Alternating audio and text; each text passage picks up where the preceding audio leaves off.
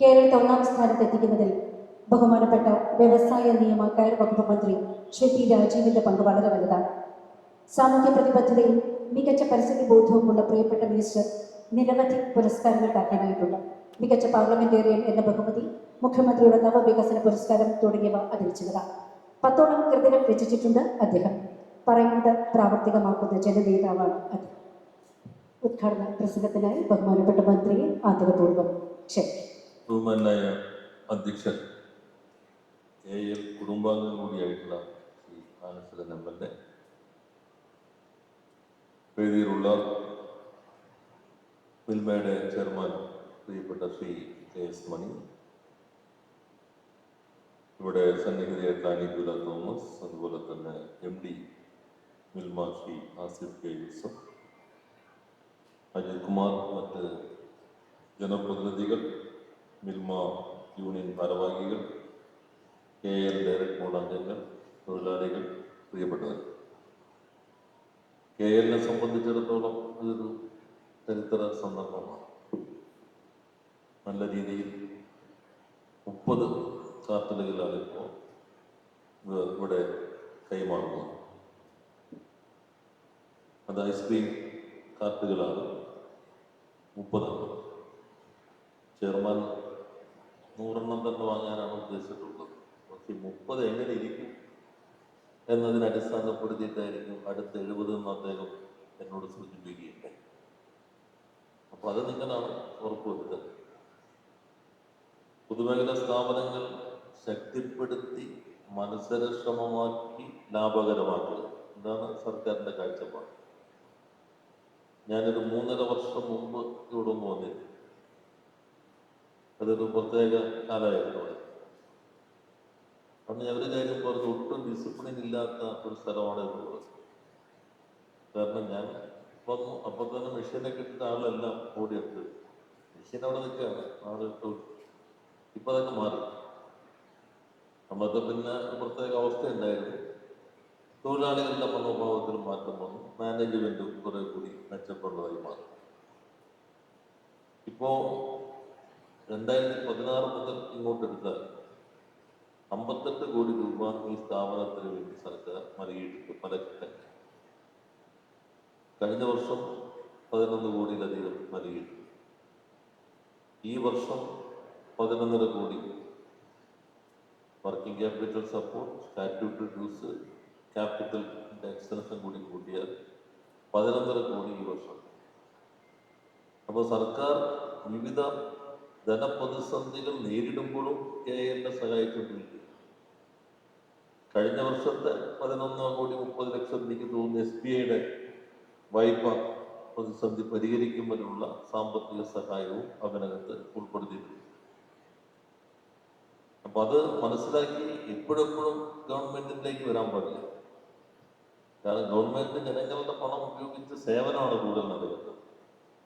ഇപ്പൊ നിങ്ങൾ KL ഉണ്ടാക്കണോ അതോ ഞങ്ങൾ ക്ഷേമ പെൻഷൻ കൊടുക്കണോ എന്നതാണെങ്കിൽ ഞങ്ങളുടെ പ്രയോറിറ്റി തന്നെയാണ്.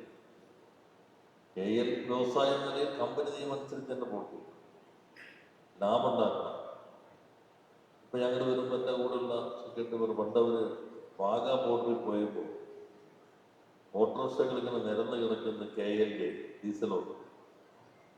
ഇപ്പൊ നോർത്ത് ഇന്ത്യയിലെ ഒരു പ്രീമിയം ബ്രാൻഡായിരുന്നു. പിന്നെ നിങ്ങൾ ഇലക്ട്രിക് ഓട്ടോയിലേക്ക് മാറിയപ്പോൾ തന്നെ മറ്റു നിർത്തും ചെയ്തു. എനിക്ക് അത് നിലനിർത്തിക്കൊണ്ട് വേണം പുതിയതിലേക്ക് മാറാൻ. നല്ല ഒരു മാർക്കറ്റ് ഉള്ളത് കൊണ്ട് നിർത്തി പുറത്തേക്ക് മാറിക്കഴിഞ്ഞിട്ട് നല്ലതായി പോയെങ്കിലും ഇടയ്ക്ക് ചില പ്രശ്നങ്ങൾ വന്നു. പ്രധാനം വർക്കിംഗ് ക്യാപിറ്റൽ ക്രൈസിസ് ആയിരുന്നു. അത് പരിഹരിക്കാൻ ഗവൺമെന്റ് സഹായിച്ച് ഫണ്ട് കൊടുത്താൽ അപ്പം തന്നെ ആരെങ്കിലും കോടതി തിരിഞ്ഞവരോ ഉടൻ തന്നെ ആ ഫണ്ട് PF ഗ്രാറ്റുവിറ്റി, സ്റ്റാറ്റ്യൂട്ടറി ഡ്യൂസിന്റെ കുടിശ്ശികയുള്ളതുകൊണ്ട് നേരെ അറ്റാച്ച് ചെയ്യും. അത് ഉപയോഗിക്കാനും പറ്റുന്ന സാഹചര്യം. ഇപ്പോൾ ആ ഭാഗങ്ങളെല്ലാം മാറി. കേരളത്തിൽ ആദ്യമായിട്ടാണ് ഗവൺമെന്റ് പൊതുമേഖലാ സ്ഥാപനങ്ങളുടെ ഈ ലെഗസി ലയബിലിറ്റി എന്ന് വേണ്ടി പറയും, കുന്നു കൂടി കിടക്കുന്ന നിരവധി ലയബിലിറ്റികൾ. ഇപ്പോഴത്തെ നമ്മുടെ കാലത്തല്ല, മുമ്പത്തെ കുറെ കാലമായിട്ടുള്ള പല ലയബിലിറ്റികളുണ്ട്. അവർ സ്റ്റാറ്റ്യൂട്ടറി ഡ്യൂസ് ക്ലിയർ ചെയ്യുന്നതിന് വേണ്ടി ഗവൺമെന്റ് കഴിഞ്ഞ വർഷം 28 കോടി, ഈ വർഷം 46 കോടി അനുവദിക്കുക. അതേപോലെ തന്നെ വർക്കിംഗ് ക്യാപിറ്റൽ സപ്പോർട്ടും നൽകുന്നു. ഈ വർഷം അഭിമാനകരമായത് കേരളത്തിലെ പൊതുമേഖലാ സ്ഥാപനങ്ങളുടെ ടേൺ ഓവർ 5000 കോടി കവിഞ്ഞു എന്നുള്ളതാണ്. ആദ്യമായിട്ടാണ് പൊതുമേഖലാ സ്ഥാപനങ്ങളുടെ ടേൺ ഓവർ 5000 കോടിക്ക് മുകളിലേക്ക് വരുന്നത്. അത് നമുക്കെല്ലാവർക്കും അഭിമാനിക്കാവുന്നതാണ്. 24 പൊതുമേഖലാ സ്ഥാപനങ്ങൾ ഇപ്പോൾ ലാഭത്തിൽ, 23 സ്ഥാപനങ്ങൾ നഷ്ടം കുറച്ചു. ഈ സാമ്പത്തിക വർഷത്തിന്റെ പകുതി അർദ്ധവാർഷികം കഴിയുമ്പോൾ ഒരു 4 ഒഴികെ ബാക്കിയെല്ലാം ലാഭത്തിലേക്ക് ആക്കണം. 4 കുറച്ച് കടുപ്പുള്ളതാണ്. ആ കടുപ്പുള്ളതിൽ ഒന്നിതാണ് ലാഭത്തിലാക്കണം എന്നതാണ് സർക്കാർ ലക്ഷ്യമിടുന്നത്. ഞാൻ അധികാരികളിലേക്ക് പോകുന്നില്ല. ഇനിയിപ്പോൾ ഇവിടെ നമ്മുടെ ജോയിന്റ് വെഞ്ചർ ഇവിടെ തന്നെയാണ് വരാൻ പോകുന്നത്. കഴിഞ്ഞ ഗവൺമെന്റ് സമയത്താണ് JV ധാരണയായത്. പക്ഷെ അത് കുറച്ച് പല കാരണങ്ങളാൽ വൈകി. അന്നപ്പോൾ കണ്ണൂരായിരുന്നു. ഇപ്പൊ അവിടെ നിലനിർത്തിക്കൊണ്ട് ഇവിടെ ആദ്യം തുടങ്ങാമെന്ന് തീരുമാനിച്ചു. അത് ഈ മാസം തന്നെ തുടങ്ങുമെന്ന് ചെയർമാൻ അവിടെ പ്രഖ്യാപിക്കുന്നത് കേട്ടു. അല്ലേ? ഒരു കൂടി കേട്ടോട്ടെ തന്നെ ഉടനെയുണ്ട്. ഉടനെ എന്ന് വെച്ചാൽ നമുക്കൊരു വാക്കുണ്ട്, ഉടനെ പരിഗണിച്ചുകൊണ്ടിരിക്കുന്നു, പരിശോധിക്കുന്നു. എന്നുവെച്ചാൽ അത് സ്പെസിഫിക് ആവില്ല. ഉടനെ എന്ന് വെച്ചാൽ 1 മാസത്തിനുള്ളിൽ, 2 മാസത്തിനുള്ളിൽ. അപ്പൊ സ്പെസിഫിക് ആവും. ഉടനെ അദ്ദേഹത്തിന്റെ കാഴ്ചപ്പാട് ഉടനെ ചിലപ്പോൾ 1 വർഷത്തിനുണ്ടായിരിക്കും. എന്റെ കാഴ്ചപ്പാട് ഉടനെ ചിലപ്പോൾ നാളെ ആയിരിക്കാം. ഉടനെ എന്ന് പറയുമ്പോൾ നമ്മളെങ്ങനെ കണക്കാക്കി 2 മാസം. അപ്പോൾ 2 മാസത്തിനുള്ളിൽ ഇവിടെ ഇലക്ട്രിക് സ്കൂട്ടർ ഇവിടെ നിന്ന് പുറത്തിറങ്ങും എന്ന് നമുക്ക് പ്രതീക്ഷിക്കാം. അപ്പോൾ കുറച്ചുകൂടി നല്ല മാറ്റം ഉണ്ടാവും. ഇനി നിങ്ങൾ ചെയ്യേണ്ട ഒരു ഭാഗം, ഇപ്പോ ഈ 30 വണ്ടികൾ പോവാണ്.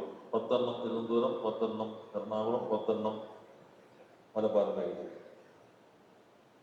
ഇതിൽ പ്രധാനം എന്തെങ്കിലും പ്രശ്നമോ? സ്വാഭാവികമാണ്, വണ്ടികളാകാം, എന്തെങ്കിലും ചെറിയ പ്രശ്നം വരും. അപ്പോൾ ഉടൻ വിളിക്കുമ്പോൾ എൻ്റെ ഊപ്പല്ലാട്ടോ എടുത്താണ് നേരെ പോകുന്നത്.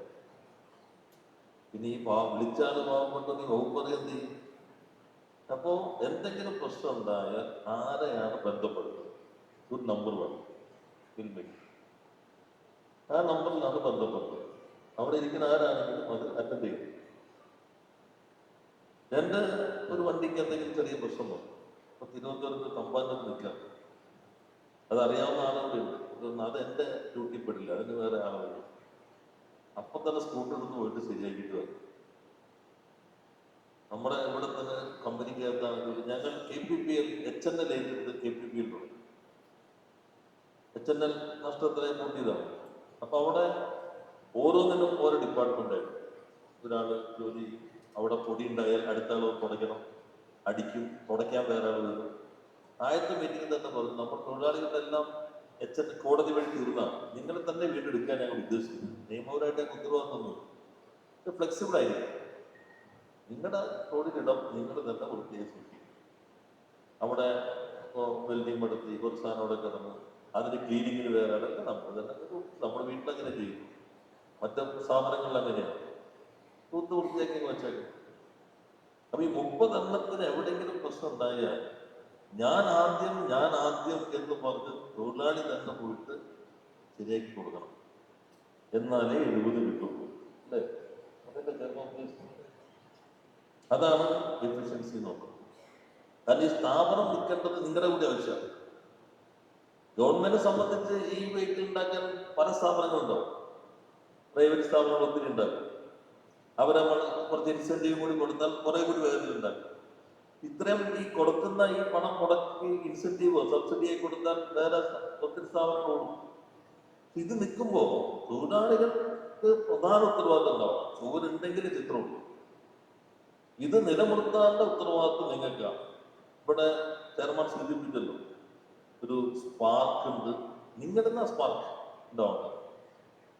ഇതിപ്പോ കാണാൻ നല്ല ഭംഗിയുണ്ട്, കൊള്ളാം, ഓടിത്തുടങ്ങി. ഏത് പ്രശ്നം ഉണ്ടെങ്കിലും ഞങ്ങൾ അത് ശരിയാക്കിയിരിക്കും.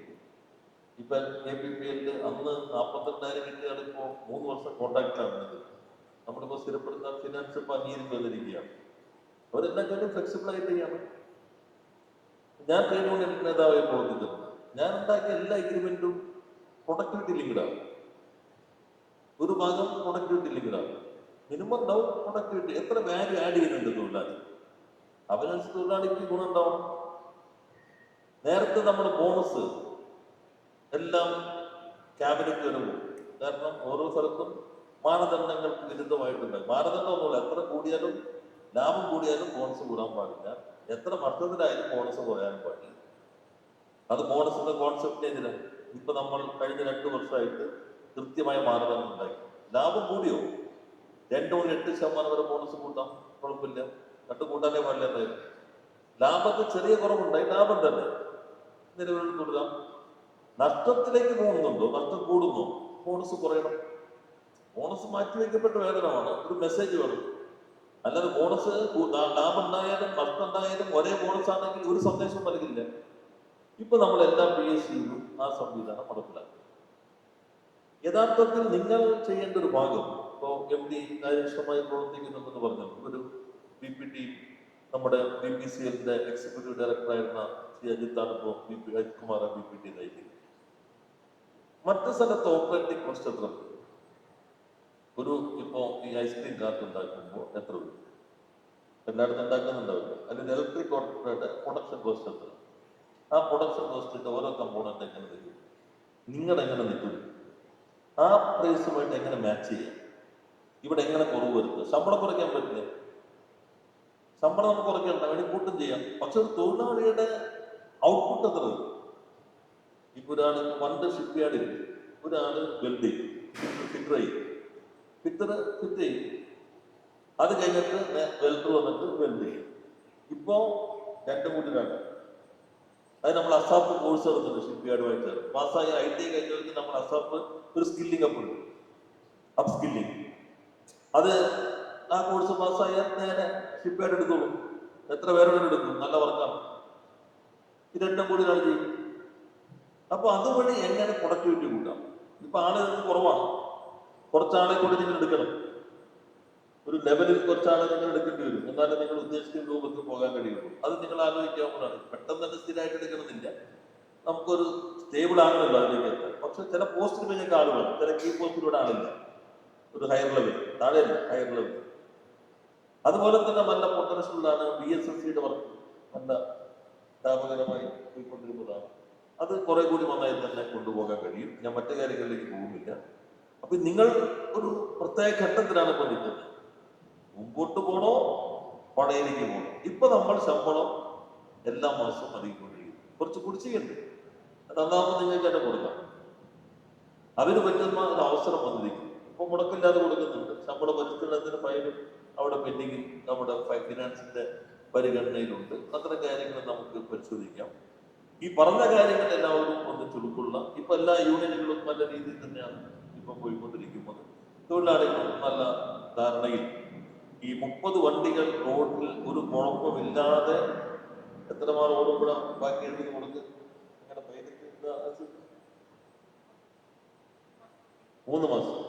3 മാസം നിങ്ങളുടെ കയ്യിലാണ്. എന്തെങ്കിലും വന്നാൽ തിരുവനന്തപുരം കാസർഗോട്ടേക്ക് പോകണമെങ്കിൽ അടുത്ത മാവേലി കയറി കിടന്നുറങ്ങി രാവിലോട് ചെന്ന് റെഡിയാക്കി കൊടുത്തിട്ട് പോകണം.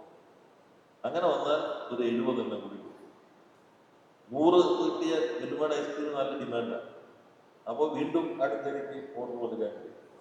ഈ മണി അദ്ദേഹം ചെയർമാനായിട്ട് ഡൈവേഴ്സിഫിക്കേഷനിലൂടെ മിൽമയുടെ വാല്യൂ അഡീഷൻ നമുക്ക് കേരളത്തിൽ നിന്ന് നേരത്തെ പരിചിതമല്ലാതിരുന്ന അന്ന് മറ്റെല്ലായിടത്തുള്ള പല വാല്യൂ അഡീഷൻ പ്രൊഡക്റ്റുകളും അദ്ദേഹത്തിന്റെ നേതൃത്വത്തിൽ ഇപ്പോൾ ഇറക്കിയിട്ടുണ്ട്. നല്ല രീതിയിലാണ് മിൽമ മുന്നോട്ട് പോകുന്നത്. ഹിന്ദുറാണി മത്സ്യം ഞാൻ മന്ത്രിസഭയെ കണ്ടപ്പോൾ കൊല്ലത്തിൽ 5 പരിപാടി ഉള്ളതുകൊണ്ട് അത് എത്തിച്ചേരാൻ കഴിയില്ല എന്ന കാര്യം അറിയിച്ചിട്ടുണ്ട്. എന്തായാലും മിൽമ ഇങ്ങനെ ഒരു തീരുമാനമെടുത്തതിന് ബഹുമാന്യ മന്ത്രിയോട് ആ തീരുമാനമെടുക്കാൻ നേതൃത്വം നൽകിയ ചെയർമാൻ ശ്രീ KS മണി, അതുപോലെ MD ആസിഫ്, അവരെല്ലാം പ്രത്യേകം അവരുടെ നന്ദി രേഖപ്പെടുത്തിക്കൊണ്ട് ഈ പരിപാടി ഉദ്ഘാടനം ചെയ്ത് അറിയിച്ച് വാക്കുകൾ അവസാനിപ്പിക്കുന്നു. എല്ലാവർക്കും നന്ദി.